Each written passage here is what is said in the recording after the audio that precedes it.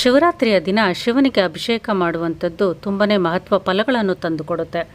ಶಿವರಾತ್ರಿಯಂದು ಶಿವನಿಗೆ ಯಾವ ಅಭಿಷೇಕ ಮಾಡಿದ್ರೆ ಯಾವ ಫಲ ಸಿಗುತ್ತೆ ಅಂತ ನೋಡೋಣ.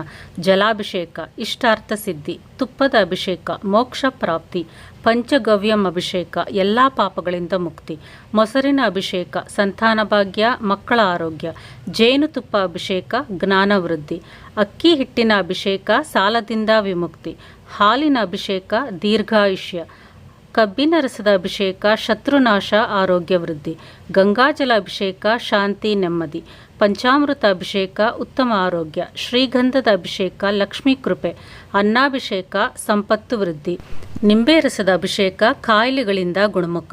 ನಿಮಗೆ ಯಾವ ಇಷ್ಟಾರ್ಥ ಸಿದ್ಧಿ ಆಗಬೇಕೋ ಆಯಾ ಅಭಿಷೇಕವನ್ನು ಶಿವನಿಗೆ ಸಲ್ಲಿಸಿ ಈ ಮಹಾಶಿವರಾತ್ರಿಯನ್ನು ನಿಮ್ಮ ಇಷ್ಟಾರ್ಥವನ್ನು ನೆರವೇರಿಸ್ಕೋಬಹುದು.